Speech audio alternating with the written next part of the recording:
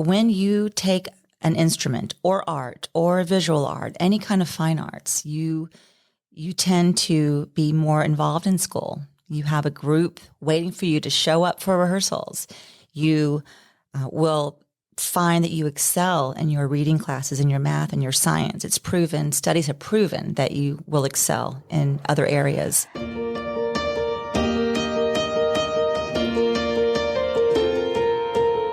Welcome to the Voices United in Education podcast. Each week, we showcase the teachers, administrators, and community members who go the extra mile to contribute to the success of every student in Escambia County. You'll meet the real people behind the titles and learn about the amazing resources to support every student's success. No one really understands what goes on in the head of a high school student. But we do know what a lot of parents are thinking. How am I going to get you to college without breaking the bank?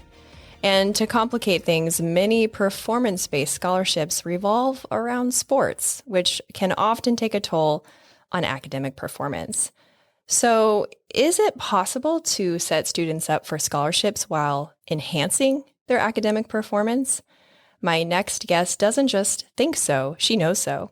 She tracks student performance on standardized testing and has found the golden ticket. She's the orchestra director at Washington, Pine Forest, and Escambia High Schools.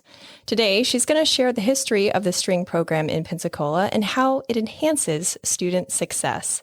Passionate performer, musical mentor, Woodham High School graduate, Christina Frierdich. Thank you for being here. Well, thank you for having me. That was really kind. That was really nice. Well, you have such an interesting familial history with Pensacola. And I just think Pensacola is just like a strange factory of talent. I mean, when you look at the talent that has come out of our town, there's a lot of it. And it's a unique place at the intersection of talent and history. And your family and your history is right at that intersection. So let's kick things off by talking about your family history with the orchestra. It is. Well, I started as a student in the orchestra program and was lucky enough to have my father as my orchestra teacher pretty much my entire life. He decided to go back to school as a 30-year-old musician, playing in rock bands in Pensacola, and transferred his electric bass knowledge to string bass and attended UWF locally. So I remember as an 8-year-old going to his senior recitals and watching him learn how to be a music educator. And I guess at the age of maybe 10, 11, I would walk over to the middle school and sit in with his youth orchestra once he became an orchestra teacher. So growing up in the program, I went off to college and majored in music and came back 20 years later to actually become an orchestra teacher myself. So it is definitely a family business.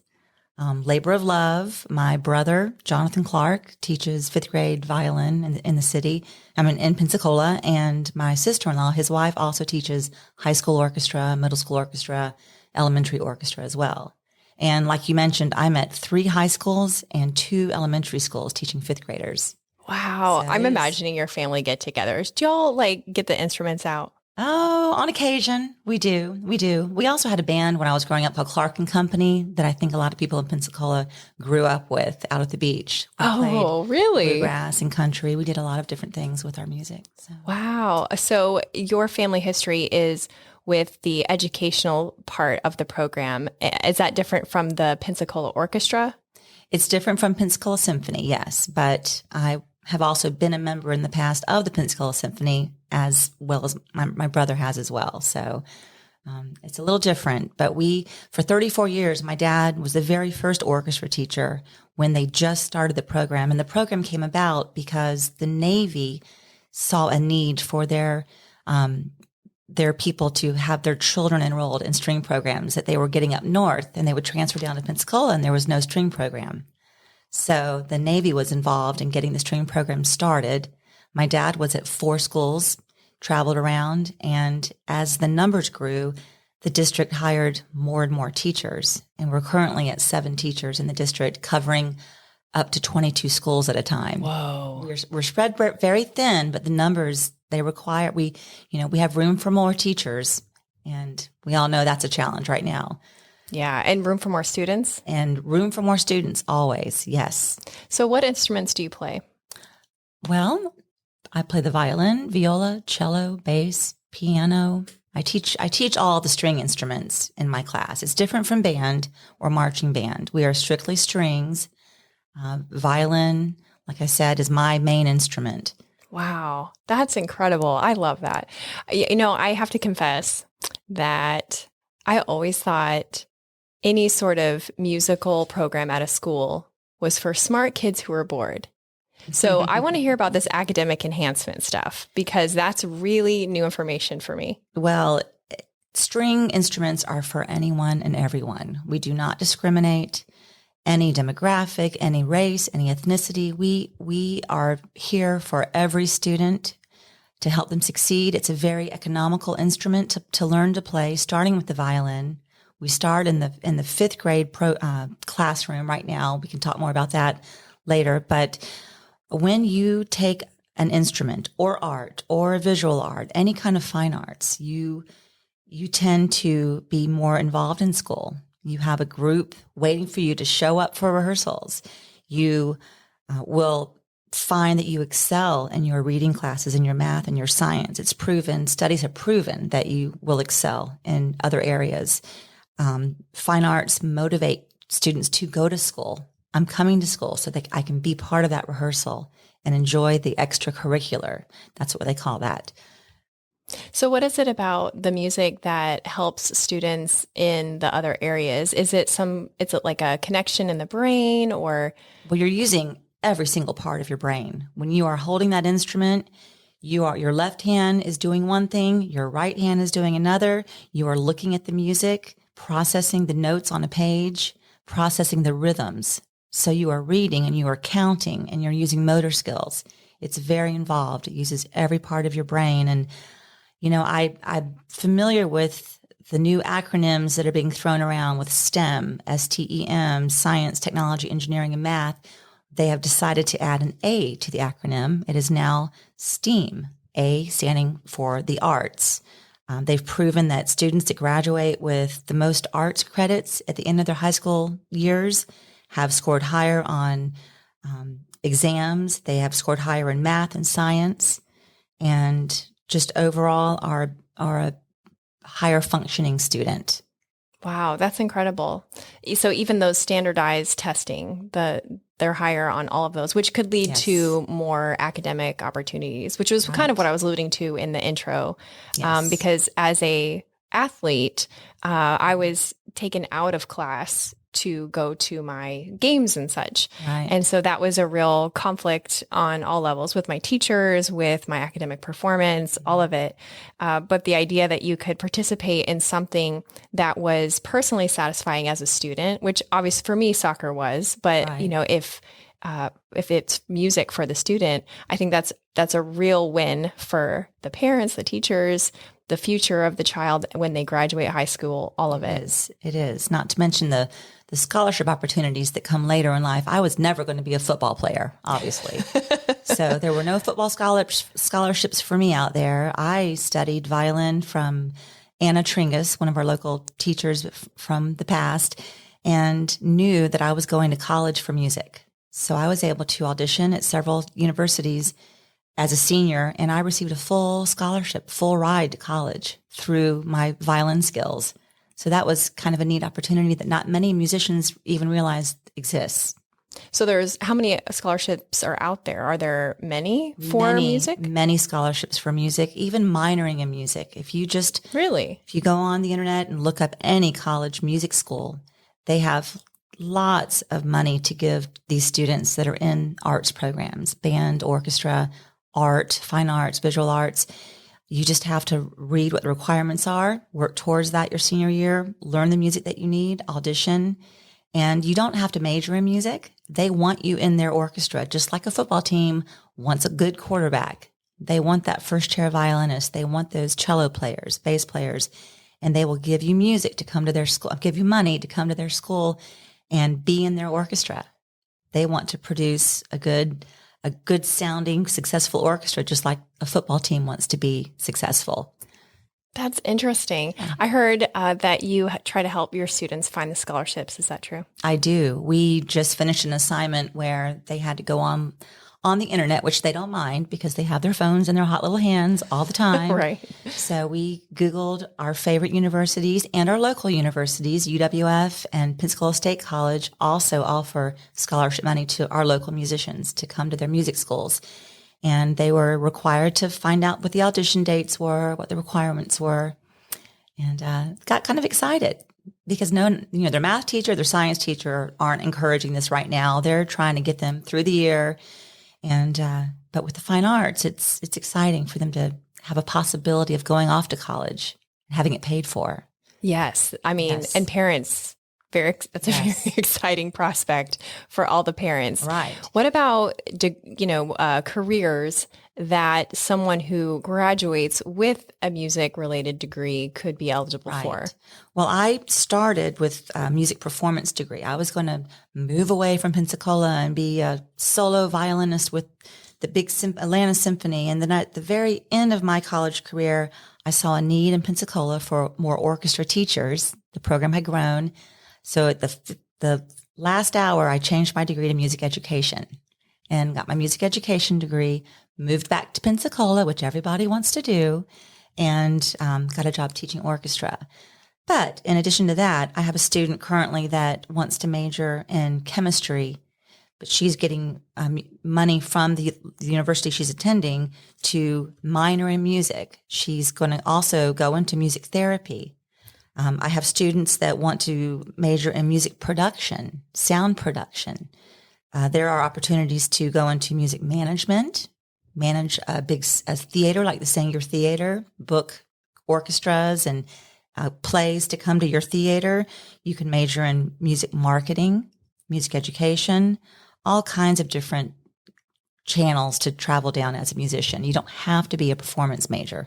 I had no idea there were so many ways to use that degree because I think I was kind of stuck in, the wrong information that if you graduate with a music degree, you're going to probably just be a teacher or maybe you won't even use it. I don't know. I don't think I have met many people in musical fields, or I didn't realize it because once you just listed all those people, I thought, wait a minute, I know about 2 of those 4 people that you just mentioned, not personally, but people in those positions. Right. And how cool that they would be able to start their career off strong by having no or less college debt. Right. And, also going into music doesn't mean that you are playing nightclub gigs to make money. There are many job opportunities, and being a musician is something you can do when you're 80 years old. You're not playing football or soccer at 80 years old. Let me tell you, you ain't playing soccer at 40, okay? You can play your instrument anywhere, anytime, for as long as you desire. But it's a skill that you have to start young. That's why we started it in the 5th grade with our string program. Start your students when they're still developing their motor skills.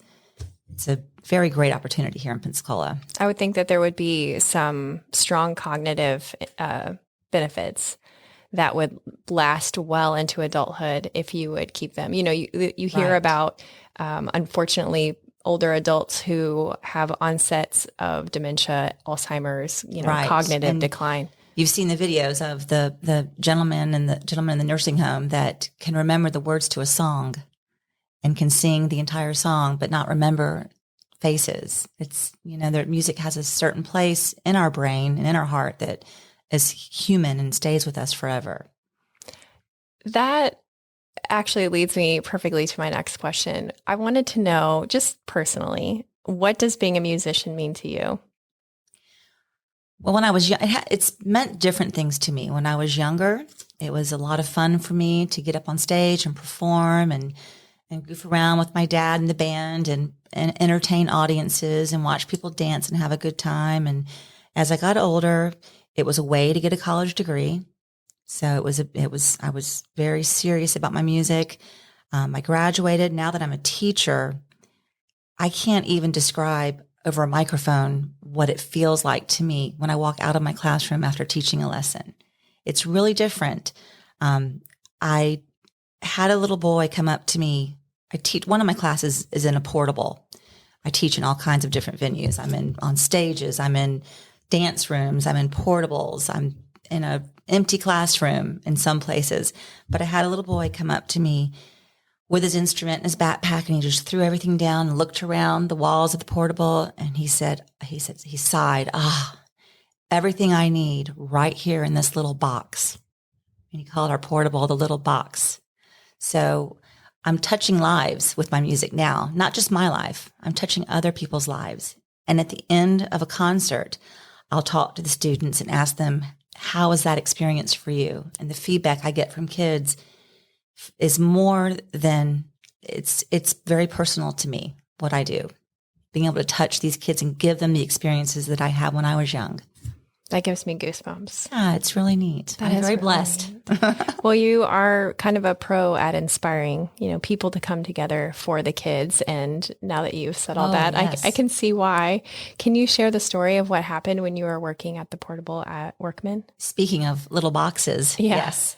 So, and it was that same little box. One evening, I think 4 years ago now, lightning struck my portable at Workman Middle School and burned it to the ground. Literally, just the walls fell open. All of my wooden cellos, wooden violins, basses. Ugh. Only thing left was a pile of metal strings. Oh my gosh. The stands, the chairs.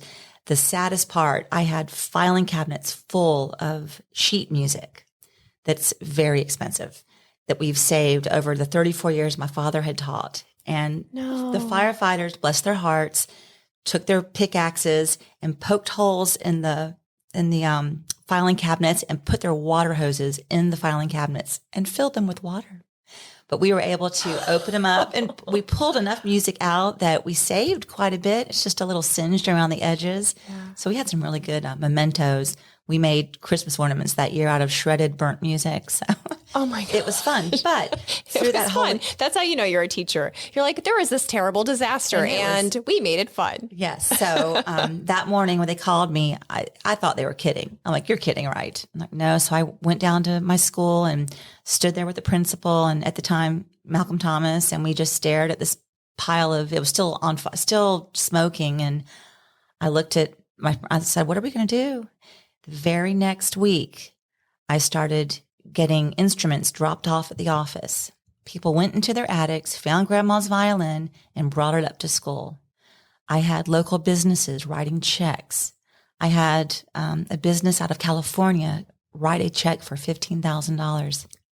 The local news agencies did big stories about it. The community just opened up, and within 2 months, we were able to purchase everything we needed to start over again. The district brought me a new portable, and we rebuilt. Wow. Thanks to the community. It was amazing how much the arts actually meant to the community. It wasn't amazing. Pensacola is already very supportive of the arts. And they're very, I've noticed, just very come-together-y. Not yes. a word, but it can be a word for this right. moment. We are accustomed to hurricane relief. And, right. That one year we had tornadoes. And so coming together is nothing that we are a stranger to. Right. And so how special that it was for this cause for the kids, and not just for that particular class, but, so it can continue going on. Yes. The firefighters came back and brought us a check for $1,000, and oh my gosh, all the local music businesses stepped forward and donated instruments. Nationally, Yamaha donated instruments. We had orchestras from around the country sending us boxes of music. So it was really wow. heartwarming, to say the very least. That is so cool. If there's parents out there who know the value that music brings to the community, and a lot like the community members who pitched in back then, want to contribute financially to this program to help it, continue to advance, is there a way that they can do that? Absolutely. So we have an account with the Escambia County Public School Foundation. I think that a lot of people are familiar with the foundation. They can write a check, or they can call the Public School Foundation and request to donate to the Escambia County Youth Orchestra. That is the name that's all-encompassing for all of our string programs. And we have an account. With that account, we use the money to repair instruments, purchase strings, buy rosin, and sheet music. First and foremost is very expensive, copyright law. We all have to buy we have to have originals in our possession.